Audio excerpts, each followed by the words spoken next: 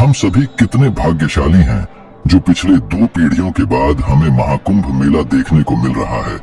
और इसके बाद यह अवसर केवल हमारी आने वाली दूसरी पीढ़ी यानी कि शायद आपके नाती पोते को ही मिल पाएगा, वो भी अगर वह हमारे तरह खुश नसीब हुए, केवल तब ही।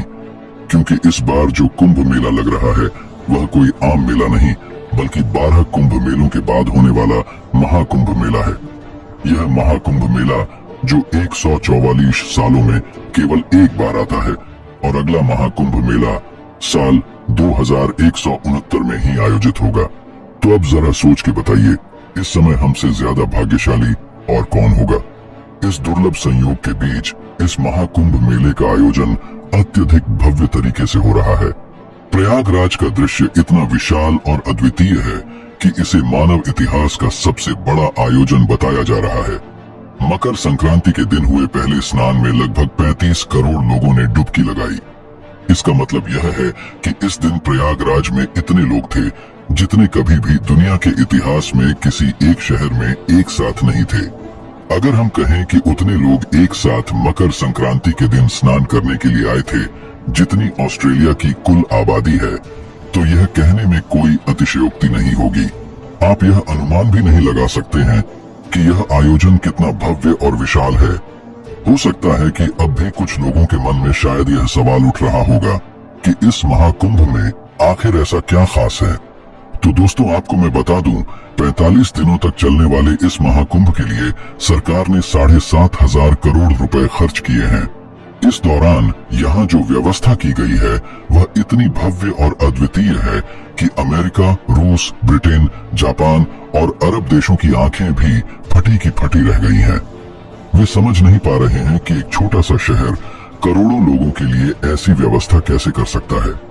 दरअसल जिस भारत को कभी कुछ लोग पिछड़ा मानते थे, उसी भारत ने अपने एक शहर में इतनी बड़ी व्यवस्था कर दी है जो किसी शहर में ओलंपिक आयोजन से भी कहीं अधिक बड़ी है। पाकिस्तान में तो इस कुंभ को लेकर इतना क्रेज है कि इसकी सर्चिंग पूरी दुनिया में सबसे ज्यादा वहां हो रही है। अब यह समझना मुश्किल है कि ये लोग हैरान हो रहे हैं या सनातन धर्म की शक्ति देखकर घबरा गए हैं। मुझे तो नहीं पता, लेकिन इस बार के महाकुंभ मेले का आकार इस बात से ही समझा जा सकता है कि जिस जगह टेंट सिटी बनाई गई है वहां की सुरक्षा के लिए 50,000 पुलिसकर्मी तैनात किए गए हैं। इस टेंट सिटी में 5 लाख टेंट लगाए गए हैं जिनमें टॉयलेट की व्यवस्था भी की गई है। मेले की जगह में 45 लाख बिजली के कनेक्शन दिए गए हैं, जो इतनी बिजली है कि यह एक शहर में 1 लाख अपार्टमेंट को पूरे 1 महीने तक मुफ्त बिजली दे सकती है। मेले के लिए 40 वर्ग किलोमीटर के क्षेत्र में टेंट सिटी बनाई गई है, जिसमें 11 अस्पताल और 3000 रसोई बनाए गए हैं। मोबाइल टावर लगाए गए हैं और सड़कें बनाई गई हैं। यह बिल्कुल एक शहर की तरह है और यह देखकर पूरी दुनिया के लोग हैरान हैं। गंगा नदी पर लोहे के 30 टेम्परेरी पुल बनाए गए हैं। रात के समय जब शहर रोशनी से नहाया होता है तो यह इतना सुंदर लगता है कि मानो आप सचमुच देवलोक में आ गए हों। सच कहूं तो प्रयागराज में होने का एहसास ऐसा है जिसे केवल वहीं पहुंचकर ही महसूस किया जा सकता है। एक अंदाजा है कि महाकुंभ के 40 दिनों के दौरान लगभग 40 से 50 करोड़ लोग यहाँ स्नान करने आएंगे। ये संख्या इतनी बड़ी है कि जितनी अमेरिका और कनाडा की संयुक्त कुल आबादी नहीं है, उतने लोग केवल 1.25 महीने में भारत के एक शहर में आकर अमृत स्नान करेंगे और फिर वापस चले जाएंगे। इस आंकड़े से आप अंदाजा लगा सकते हैं कि सनातन धर्म की ताकत कितनी प्रबल है। जहां एक तरफ किसी नेता को अपनी रैली में 500 लोग भी बुलवाने में कठिनाई होती है और कई बार तो लोगों को 500 रुपए देने पर भी नहीं आते और रैली में मुश्किल से ही भीड़ जुटा पाते हैं, वहीं इसके विपरीत महाकुंभ में दुनिया के कोने कोने से 40 करोड़ लोग बिना किसी बुलावे, बिना किसी लालच, बिना किसी मजबूरी के सिर्फ अपनी श्रद्धा और आस्था के कारण आ रहे हैं। भारत जो वर्षों तक विदेशी हमलावरों के जुल्मों के बाद भी इतनी मजबूती से खड़ा है, उसके पीछे सनातन धर्म की यह शक्ति है। और भारत ही नहीं बल्कि दुनिया भर से लोग महाकुंभ में स्नान करने के लिए आ रहे हैं। अनुमान है कि 40 दिनों में 15 लाख से ज्यादा लोग विदेशों से पवित्र स्नान के लिए प्रयागराज आएंगे। स्टीव जॉब्स की पत्नी भी निरंजनी अखाड़े में आई, जहां उन्हें कल्पवास की खबर मिली और अखाड़े से उन्हें कमला नाम दिया गया। उनके साथ बहुत सारे लोग भी अमृत स्नान करने पहुंचे। क्या सच में यह बात आपको हैरान नहीं करती? वहीं दूसरी तरफ भारत में हमारे अधिकांश सेलिब्रिटीज को हिंदू धर्म से जुड़े रिवाजों को सार्वजनिक रूप से अपनाने में हिचकिचाहट होती है, लेकिन दूसरी तरफ स्टीव जॉब्स की पत्नी अमेरिका में अपनी सारी लग्जरी छोड़कर साधना और तपस्या करने के लिए भारत आई, और वह भी केवल कुछ दिनों के लिए नहीं बल्कि पूरे 17 दिनों के लिए। स्टीव जॉब्स की पत्नी अकेली नहीं है। अगर आप इस समय कोई भी टीवी चैनल देखें तो आपको बहुत सारे विदेशी लोग प्रयागराज में स्नान करने आते दिखेंगे। उदाहरण के तौर पर जापान की एक बहुत बड़ी स्पिरिचुअल लीडर योग माया केई को भी प्रयागराज में स्नान करने के लिए आई। वह इससे पहले भी कुंभ में समाधि ले चुकी है, जहां उन्होंने 4 दिनों तक बिना खाए पिए ध्यान किया। और आपको यह जानकर हैरानी होगी कि योग माया केई अकेली विदेशी महिला महामंडलेश्वर हैं और प्रधानमंत्री मोदी भी उनकी तारीफ कर चुके हैं। अच्छा, आगे बढ़ने से पहले ये समझते हैं कि आखिर महाकुंभ मेला 144 साल के बाद ही क्यों आता है। इसके पीछे की कहानी भी बहुत ही रोचक और प्रेरणादायक है। तो चलिए पहले उस कथा को जानते हैं। प्राचीन भारतीय ग्रंथों में कुंभ मेले का कोई स्पष्ट उल्लेख नहीं मिलता, फिर भी इसे भारत का सबसे बड़ा तीर्थ स्थल माना गया है। इसके महत्व को इस बात से भी समझा जा सकता है कि 2017 में यूनेस्को ने इसे मानवता की अमूर्त सांस्कृतिक विरासत की सूची में शामिल किया, जो इसके ऐतिहासिक और सांस्कृतिक महत्व को स्पष्ट रूप से दर्शाता है। कुंभ संस्कृत का एक शब्द है जिसका अर्थ होता है कलश या घड़ा। परंतु सवाल यह उठता है कि यदि कुंभ केवल पानी का घड़ा है तो यह इतना बड़ा और विश्व प्रसिद्ध आयोजन कैसे बन गया? इस सवाल का उत्तर पाने के लिए हमें कुंभ मेले के इतिहास को समझने के लिए 2 महत्वपूर्ण पौराणिक कथाओं से परिचित होना पड़ेगा। इन कथाओं के माध्यम से हम कुंभ मेले के गहरे धार्मिक और सांस्कृतिक महत्व को जान सकते हैं। महाकुंभ से जुड़ी पहली कथा सर्पों और गरुड़ देव के संघर्ष की है, जो ऋषि कश्यप और उनकी 2 पत्नियों कद्रू और विनता से जुड़ी हुई है। कद्रू और विनता दोनों बहनें थीं और ऋषि कश्यप की पत्नियां भी। एक दिन कद्रू ने ऋषि कश्यप से वरदान मांगा कि उसे 1000 विषैले और ताकतवर पुत्र चाहिए। ऋषि कश्यप ने तथास्तु कहा और कद्रू को 1000 अंडे प्राप्त हुए। इसके बाद विनता ने भी वरदान मांगा, लेकिन उनके पुत्र कम होंगे, पर वे कद्रू के पुत्रों से अधिक शक्तिशाली होंगे। ऋषि कश्यप ने उन्हें भी तथास्तु कहा और विनता को 2 बड़े अंडे दिए। समय के साथ कद्रू के 1000 अंडे फूट गए और उनमें से सर्प उत्पन्न हुए। दूसरी ओर विनता के अंडे नहीं फूट रहे थे। एक दिन विनता ने अधीर होकर एक अंडा तोड़ दिया और उससे एक अधूरी प्राणी निकला जिसका शरीर केवल कमर तक विकसित था।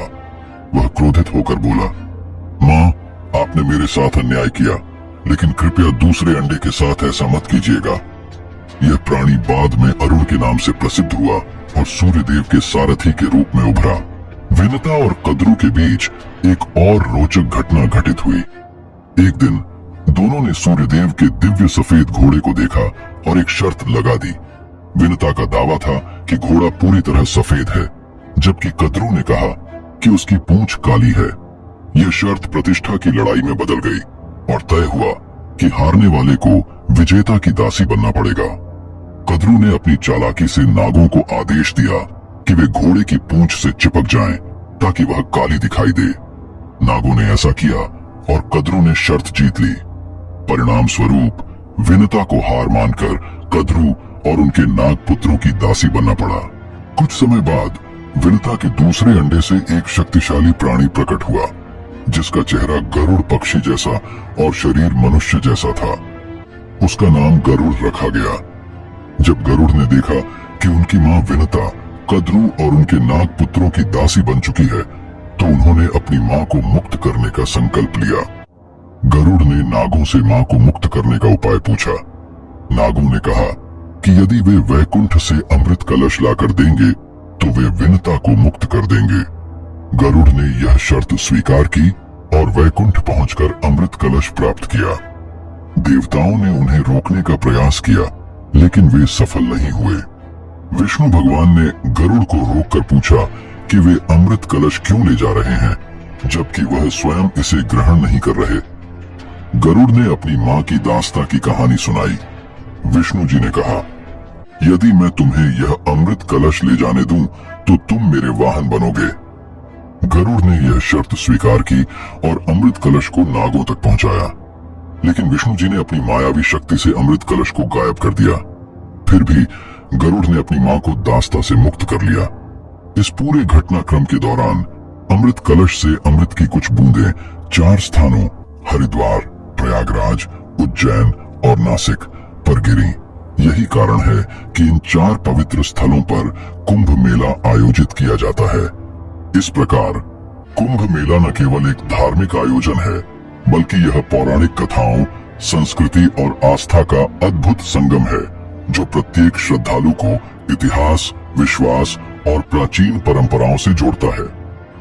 वीडियो में आगे बढ़ने से पहले मैं आपसे एक छोटी सी विनती करना चाहूंगा। अगर आपको हमारी वीडियो अच्छी लग रही हो तो कृपया इस वीडियो को लाइक करें और हमारे चैनल को सब्सक्राइब करना न भूलें। यह आपके लिए एक छोटा सा कदम है, लेकिन हमारे लिए बहुत बड़ी मदद है। अब हम महाकुंभ से जुड़ी सबसे प्रसिद्ध कथा समुद्र मंथन की कहानी पर ध्यान केंद्रित करते हैं, जो देवताओं और असुरों के बीच एक महान संघर्ष के रूप में प्रसिद्ध है। विष्णु पुराण के अनुसार एक बार महर्षि दुर्वासा ने एक दिव्य माला बनाई और वह माला देवराज इंद्र को भेंट दी, लेकिन अहंकार में डूबे इंद्र ने उस माला को अपने ऐरावत हाथी के मस्तक पर रख दिया। ऐरावत ने माला को नीचे गिरा दिया और अपने पैरों से कुचल दिया। महर्षि दुर्वासा ने इसे अपमान समझा और इंद्र को शाप दे दिया कि उनका वैभव नष्ट हो जाएगा और सभी देवता अपनी शक्तियां खो देंगे। इस शाप के कारण देवता कमजोर हो गए और असुरों के खिलाफ युद्ध में हारने लगे। अपनी शक्तियों और वैभव को पुनः प्राप्त करने के लिए ब्रह्मा जी ने देवताओं को सुझाव दिया कि वे असुरों के साथ मिलकर समुद्र मंथन करें। मंथन से अमृत प्राप्त होगा, जिसे पीकर वे अमर हो जाएंगे।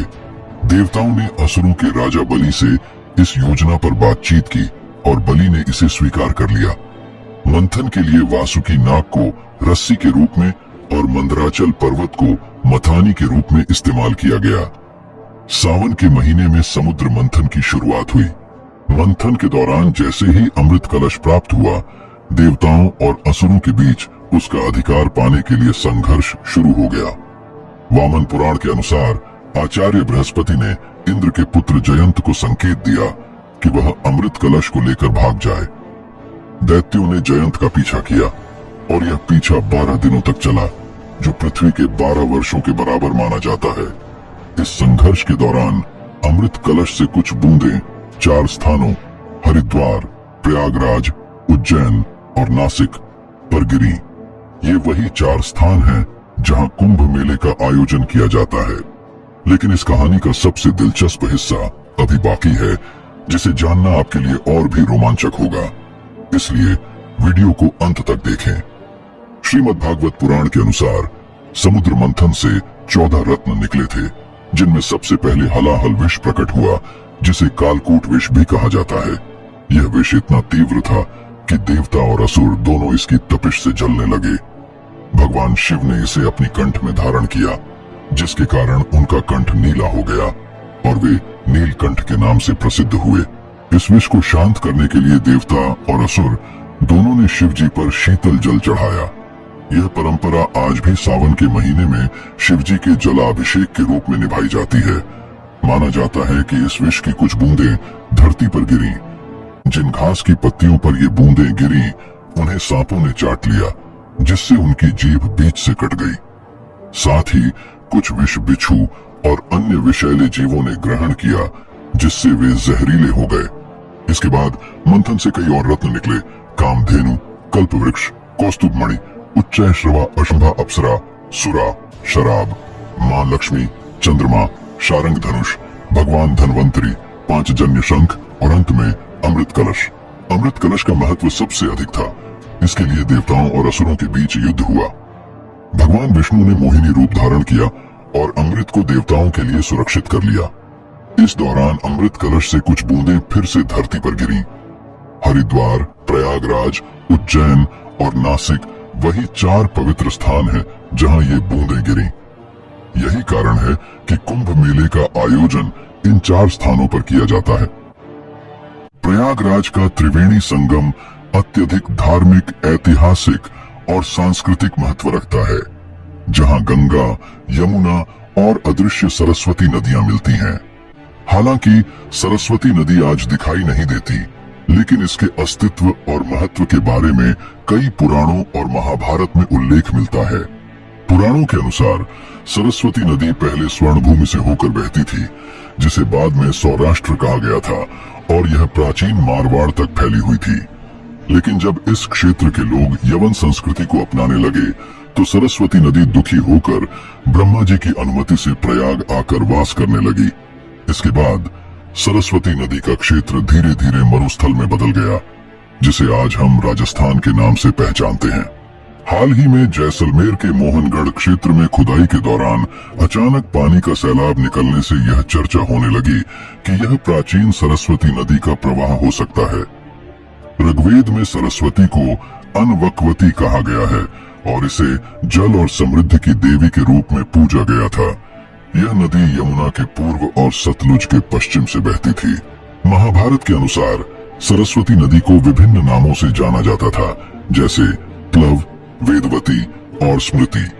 इसके प्रवाह का अंत राजस्थान के मरुस्थल में हुआ था और ब्रह्मावर्त तथा कुरुक्षेत्र जैसे प्राचीन स्थल इस नदी के किनारे स्थित थे। बलराम ने द्वारका से मथुरा की यात्रा भी सरस्वती नदी के माध्यम से की थी। इस नदी का धार्मिक महत्व इतना था कि यह केवल पूजा का केंद्र नहीं थी, बल्कि यातायात और परिवहन के लिए भी उपयोगी थी। इसके अलावा सरस्वती नदी की एक सहायक नदी दृशद्वती हरियाणा के क्षेत्र से होकर बहती थी। समय के साथ जब भीषण भूकंप आए और हरियाणा तथा राजस्थान की धरती के नीचे से पहाड़ उठे, तो नदियों का बहाव बदल गया। दृशद्वती नदी ने अपनी दिशा बदल दी और अब इसे यमुना नदी के नाम से जाना जाता है। यमुना नदी अब सरस्वती नदी के साथ मिलकर बहने लगी और यही कारण है कि प्रयागराज में 3 नदियों का संगम त्रिवेणी संगम कहलाने लगा। महर्षि वेदव्यास ने इस स्थान को तीर्थराज प्रयाग का नाम दिया, जो गंगा, यमुना और अदृश्य सरस्वती के संगम का पवित्र स्थल है। यह स्थान न केवल धार्मिक दृष्टि से बल्कि ऐतिहासिक और सांस्कृतिक दृष्टि से भी अत्यधिक महत्वपूर्ण माना जाता है। कुंभ महोत्सव का आयोजन खास खगोलीय स्थितियों और ज्योतिषीय गणनाओं पर आधारित है। जब बृहस्पति कुंभ राशि में प्रवेश करते हैं और सूर्य मेष राशि में होता है, तब हरिद्वार में कुंभ महोत्सव आयोजित होता है। प्रयागराज में कुंभ का आयोजन तब होता है जब बृहस्पति वृषभ राशि में होते हैं और सूर्य तथा चंद्रमा मकर राशि में होते हैं, और यह ज्योतिषीय संयोग अक्सर अमावस्या के दिन बनता है। नासिक में गोदावरी नदी के तट पर कुंभ महोत्सव तब आयोजित किया जाता है जब सूर्य और बृहस्पति सिंह राशि में प्रवेश करते हैं। उज्जैन में कुंभ मेला तब मनाया जाता है जब बृहस्पति सिंह राशि में और सूर्य मेष राशि में होते हैं। कुंभ का आयोजन हर 12 साल में होता है और यह समय विशेष खगोल विज्ञान और ब्रह्मांडीय ऊर्जा के आधार पर निर्धारित होता है।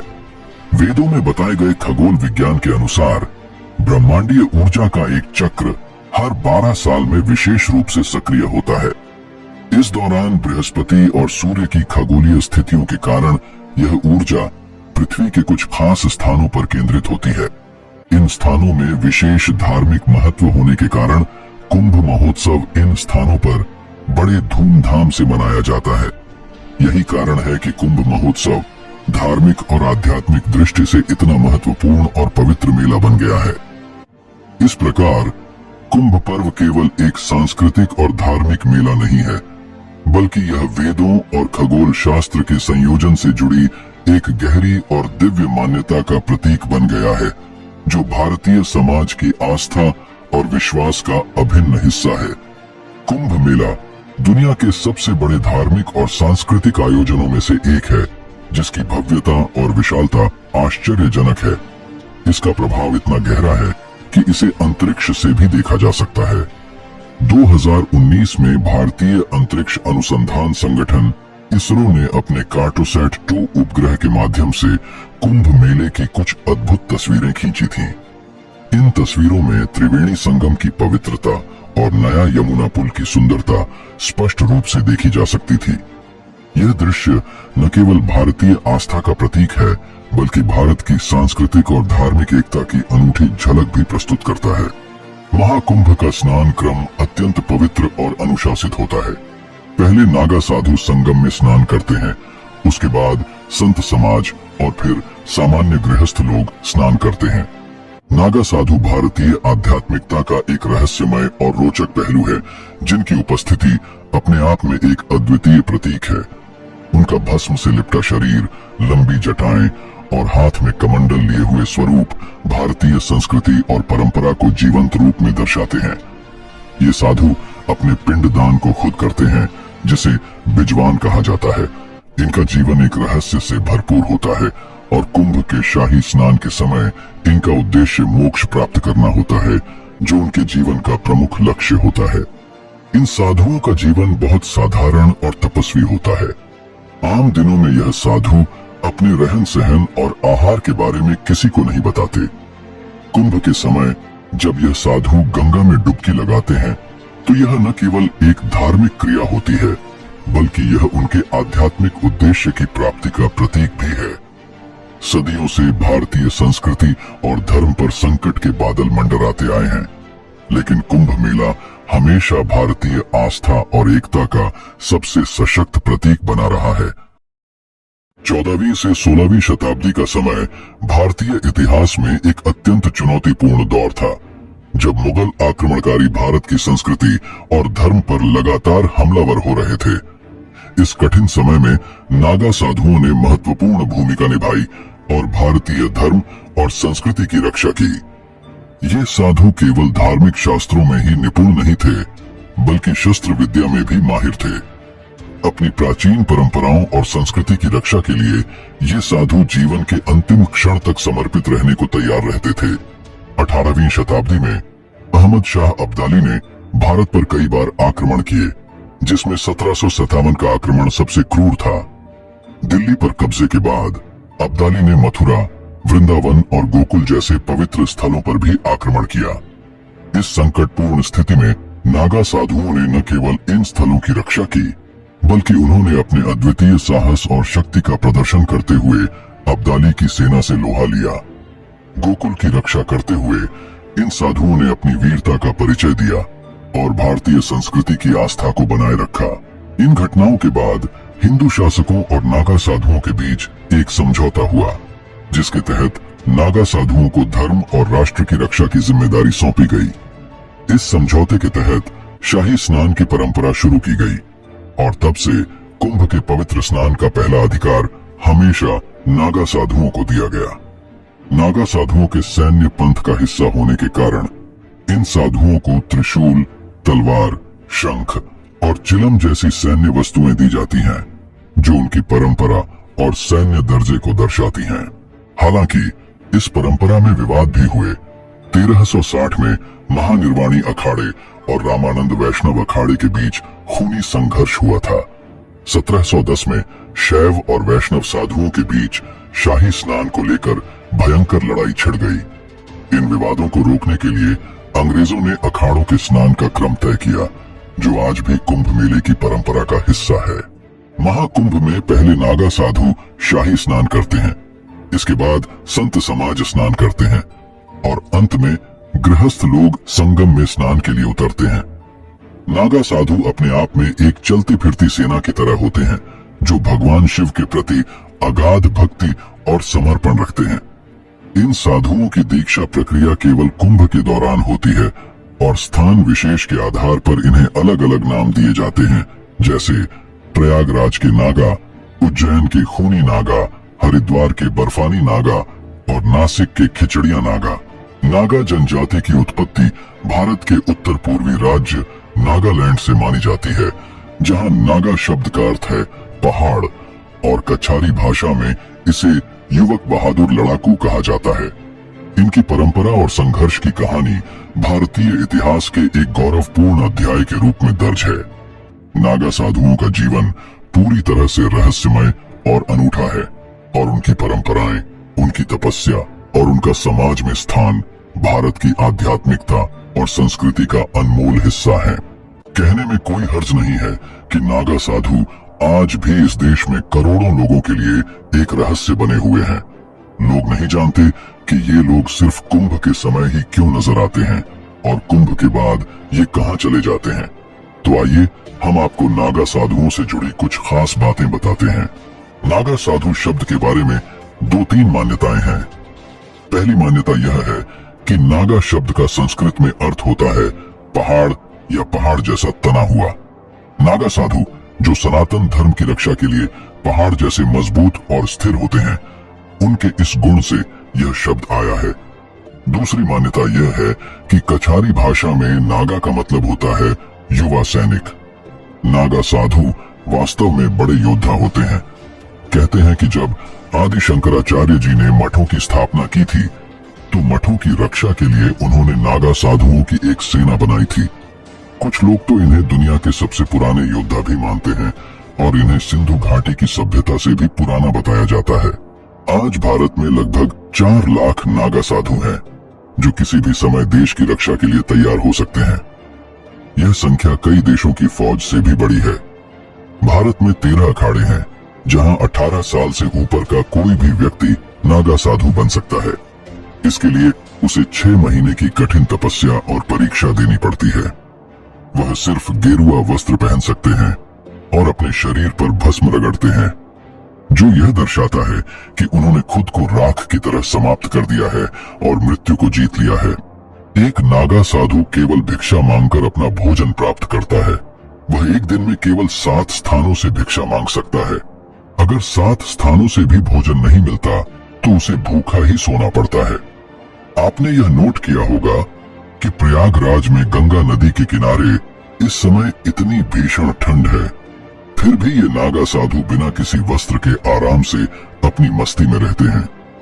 दरअसल सालों की साधना के बाद ये खुद को इस तरह से प्रशिक्षित कर लेते हैं कि कोई भी मौसम उनका कुछ नहीं बिगाड़ सकता। नागा साधु अपने शरीर को इस हद तक जीत लेते हैं कि वे अपने शरीर के साथ कुछ भी कर सकते हैं। आप और हम अगर कुछ सेकंड के लिए भी हाथ लगातार ऊपर उठाकर रखें तो शायद थक जाएंगे, लेकिन कई ऐसे नागा साधु हैं जो हठ योग के जरिए कई सालों से अपना एक हाथ ऊपर उठाकर तपस्या कर रहे हैं। यह दिखाता है कि वे अपने शरीर को इतनी ताकत और नियंत्रण के साथ साधते हैं कि वह किसी भी असाधारण कार्य को करने में सक्षम होते हैं। अब लोग यह सवाल भी पूछते हैं कि नागा साधु अक्सर कुंभ में ही क्यों दिखाई देते हैं और इससे पहले या बाद में कहां चले जाते हैं। इसका सीधा सा जवाब है कि ये लोग बहुत कठोर तप करते हैं और हमेशा साधना में लीन रहते हैं। इसके लिए वे अक्सर पहाड़ों और वीरान जगहों पर जाते हैं ताकि उनकी तपस्या में कोई रुकावट न आए। लेकिन जब कुंभ का आयोजन होता है तो वे समाज तक अपना संदेश पहुंचाने के लिए वापस आ जाते हैं। आज प्रयागराज में आप जो नागा साधु देख रहे हैं वे सभी इसी उद्देश्य से यहाँ आए हैं। कुंभ के समापन पर वे फिर से अपने तपस्वी जीवन की ओर लौट जाएंगे। नागा साधुओं के बारे में इतना रहस्य है कि अगर मैं यहाँ 1 घंटे तक भी उनका वर्णन करता रहूं तो भी उनकी शख्सियत को पूरी तरह से समझा नहीं सकता। इसे समझने के लिए आपको उनका साक्षात दर्शन करना होगा। अभी इसी महाकुंभ में IIT बॉम्बे से ग्रेजुएट अभय सिंह जी जब साधु के रूप में पहुंचे तो लोग हैरान रह गए। बहुत से लोग समझ नहीं पा रहे थे कि भारत के सबसे बड़े संस्थान से ग्रेजुएट एक आदमी जो आसानी से करोड़ों का पैकेज कमा सकता था, वह सब कुछ छोड़कर साधु कैसे बन गया। लेकिन जैसा कि अभय सिंह जी ने खुद बताया, जब आप सच जानने निकलते हैं तो आपको यह समझ में आता है कि ईश्वर से बड़ा तो कोई सच है ही नहीं। अब महाकुंभ के अखाड़ों और शंकराचार्य के योगदान पर बात करते हुए यह महत्वपूर्ण है कि हम समझें कि कैसे शंकराचार्य ने भारतीय धर्म और संस्कृति को एक नई दिशा दी। शंकराचार्य का योगदान न केवल धार्मिक दृष्टिकोण से महत्वपूर्ण था, बल्कि उन्होंने धार्मिक संस्थाओं को भी मजबूत किया जिनमें अखाड़ों की परंपरा शामिल है। आदि शंकराचार्य ने सनातन धर्म के विभिन्न पहलुओं को एकत्रित किया और उन्हें एक साझा उद्देश्य के लिए संगठित किया। उन्होंने 4 पीठों की स्थापना की: गोवर्धन पीठ, शारदा पीठ, द्वारिका पीठ और ज्योतिर्मठ, जो आज भी भारत की आध्यात्मिक धारा को सजीव रखते हैं। अखाड़ों का अस्तित्व शंकराचार्य के दृष्टिकोण का परिणाम था, जो आज भी भारतीय समाज में धार्मिक और सांस्कृतिक संरचना के रूप में जीवित है। इन अखाड़ों का मुख्य उद्देश्य सनातन धर्म को बनाए रखना और धर्म के अनुशासन का पालन करना था। अखाड़ा शब्द का उपयोग मुगल काल के दौरान हुआ और इस समय से ही इसे एक संगठित समुदाय के रूप में पहचान मिली। हर अखाड़ा धार्मिक अनुशासन के पालन और सांस्कृतिक संरक्षण के लिए एक महत्वपूर्ण भूमिका निभाता है। अखाड़ों के संचालन में एक 5 सदस्यीय समिति होती है, जो ब्रह्मा, विष्णु, शिव, गणेश और शक्ति के प्रतीकों के आधार पर धर्म और संस्कृति को प्रोत्साहित करती है। यह परंपरा आज भी कुंभ मेले और अन्य धार्मिक आयोजनों में जीवित है और यह भारतीय समाज में धर्म और संस्कृति को संरक्षित करने के महत्वपूर्ण तरीके के रूप में कार्य करती है। महाकुंभ मेला भारत की धार्मिक और सांस्कृतिक धरोहर का एक अद्वितीय उदाहरण है, जिसमें विविधता और एकता का अद्भुत संगम देखने को मिलता है। यह न केवल एक भव्य धार्मिक आयोजन है, बल्कि यह भारतीय संत परंपरा, शक्ति प्रदर्शन, भक्ति और आत्मा के उद्धार के मार्ग पर एक गहरा चिंतन भी प्रस्तुत करता है। महाकुंभ के 13 प्रमुख अखाड़े, जिनकी विशेष भूमिका है, हिंदू धर्म के विभिन्न दृष्टिकोणों और पंथों का प्रतिनिधित्व करते हैं। शैव अखाड़ा भगवान शिव की उपासना करने वाले सन्यासियों का समुदाय है, जिसमें विशेष रूप से जुना अखाड़ा, निरंजनी अखाड़ा और महानिर्वाणी अखाड़ा जैसे प्रतिष्ठित नाम आते हैं। इन अखाड़ों के साधु अपनी कठिन साधना और शक्ति प्रदर्शन के लिए प्रसिद्ध हैं। वहीं वैष्णव अखाड़ा भगवान विष्णु और उनके अवतारों के प्रति भक्ति और श्रद्धा का प्रतीक है। निर्वाणी, दिगंबर और निर्मोही अखाड़े इस परंपरा के महत्वपूर्ण हिस्से हैं, जिनकी भव्यता और परंपरा महाकुंभ के आयोजन में महत्वपूर्ण भूमिका निभाती है। उदासीन अखाड़ा, जो निर्गुण भक्ति और वेदांत के अध्ययन में लीन रहता है, भी महाकुंभ में अपनी भागीदारी सुनिश्चित करता है। यह अखाड़ा साधना और धार्मिक चिंतन के गहरे रास्ते को दिखाता है। इन सभी अखाड़ों का कुंभ मेला में योगदान न केवल धार्मिक महत्व को बढ़ाता है, बल्कि यह भारत की समृद्ध आध्यात्मिक विरासत को भी जीवित रखता है। जब इन अखाड़ों के साधु अपनी भव्य पेशवाई आखाड़ी जुलूस में भाग लेते हैं, तो वे अपने शास्त्रों, परंपराओं और प्राचीन ज्ञान की साक्षात उपस्थिति का प्रतीक बनते हैं। पेशवाई का आयोजन कुंभ मेले के प्रमुख आकर्षणों में से एक है। इसमें अखाड़े आश्रम से मेला क्षेत्र में प्रवेश करते हैं, जो एक धार्मिक उत्सव का रूप लेता है। यह महाकुंभ के शुभारंभ का प्रतीक होता है और श्रद्धालुओं को एक ऐतिहासिक और आध्यात्मिक अनुभव प्रदान करता है। इस बार कुंभ मेले में कुछ नामों में बदलाव किया गया है, जैसे शाही स्नान का नाम राजसी स्नान और पेशवाई का नाम बदलकर कुंभ मेला छावनी प्रवेश यात्रा रख दिया गया है। हालांकि नामों में बदलाव हुआ है, लेकिन इन परिवर्तनों के साथ महाकुंभ की समृद्ध परंपराएं अपनी गरिमा और अद्भुतता को बनाए रखे हुए हैं। यह आयोजन धार्मिक, सांस्कृतिक और आध्यात्मिक दृष्टिकोण से अत्यंत महत्वपूर्ण बना हुआ है। महाकुंभ मेला एक ऐसा विशाल धार्मिक और आध्यात्मिक आयोजन है, जो हर बार समर्पण, भक्ति और समानता के संदेश के साथ पूरे विश्व का ध्यान आकर्षित करता है। 2015 में पहली बार किन्नर समुदाय के शामिल होने के बाद 2025 में यह कदम और भी ऐतिहासिक हो जाएगा, जब किन्नर समुदाय महाकुंभ के एक प्रमुख हिस्से के रूप में लक्ष्मी नारायण अखाड़े के नेतृत्व में हिस्सा लेगा।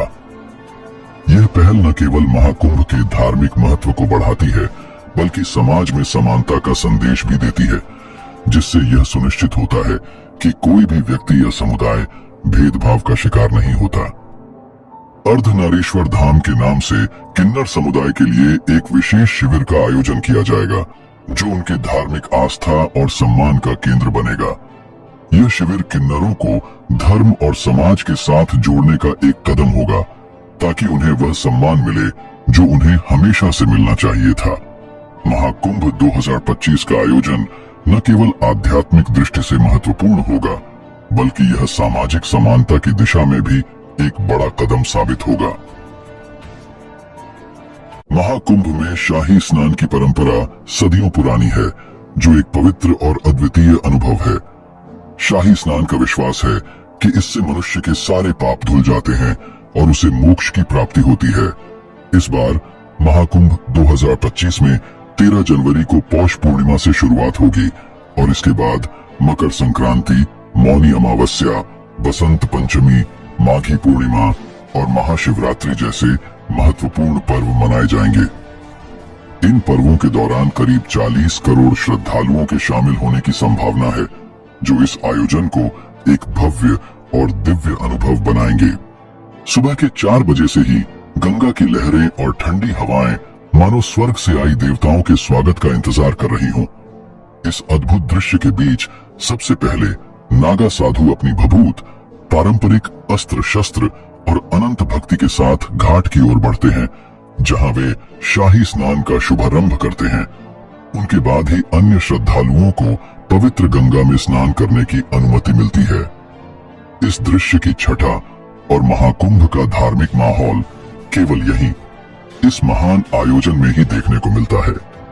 अक्षय वट, जिसे अमर वृक्ष के नाम से भी जाना जाता है, भारत की पौराणिक और धार्मिक परंपराओं का एक अत्यधिक महत्वपूर्ण हिस्सा है।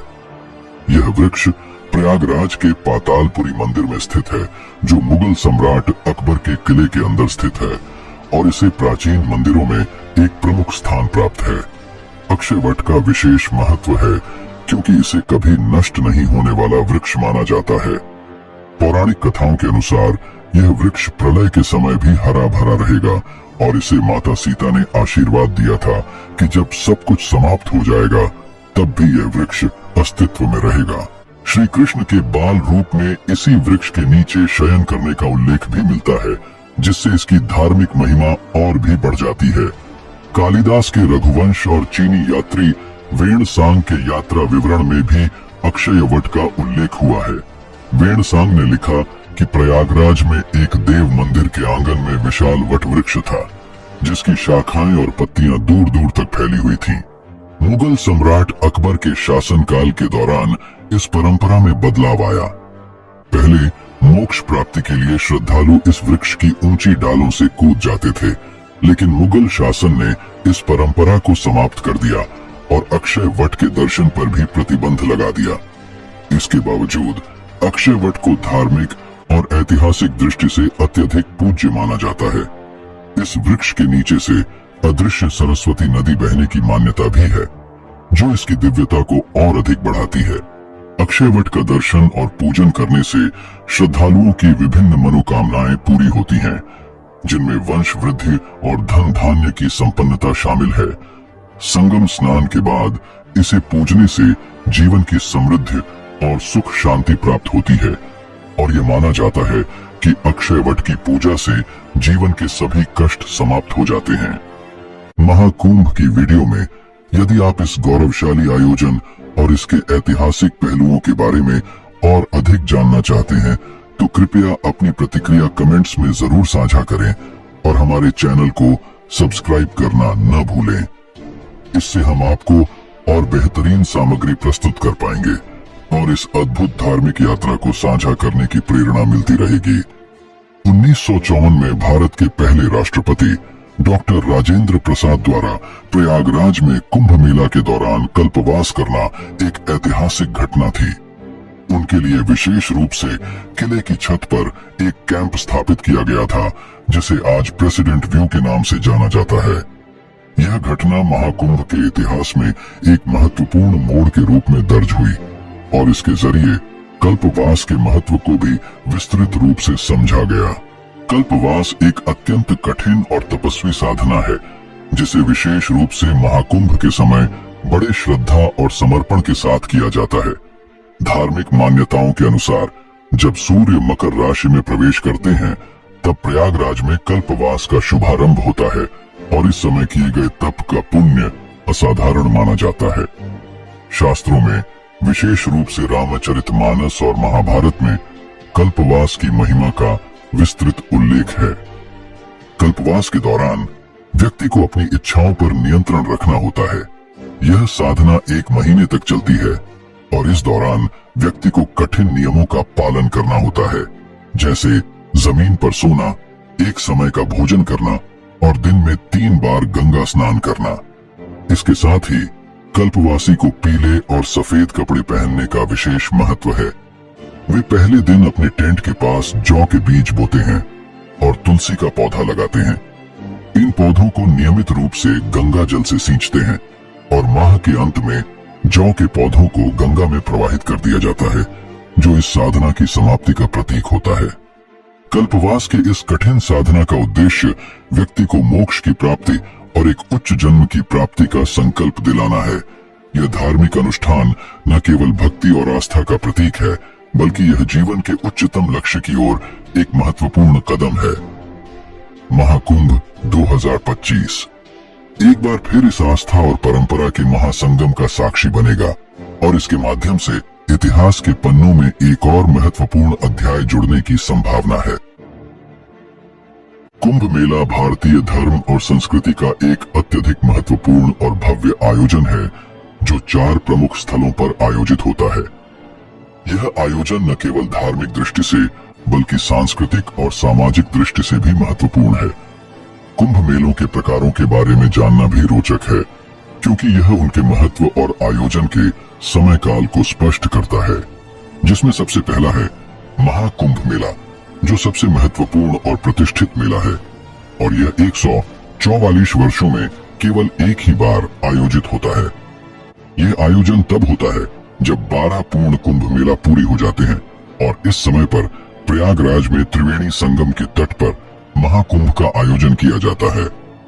महाकुंभ के दौरान लाखों श्रद्धालु पवित्र संगम में स्नान करने के लिए एकत्र होते हैं। यह आयोजन अपनी भव्यता और धार्मिक महत्व के कारण विश्व भर में प्रसिद्ध है। फिर इसके बाद आता है पूर्ण कुंभ मेला, जो कि हर 12 साल में एक बार होता है।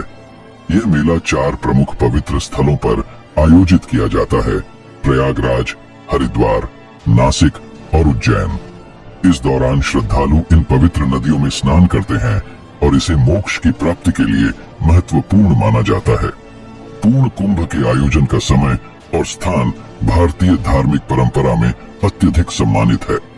वहीं बात करें अगर अर्ध कुंभ मेला की, तो यह पूर्ण कुंभ के विपरीत हर 6 साल में आयोजित होता है और इसे कुंभ के बीच के आयोजन के रूप में देखा जाता है।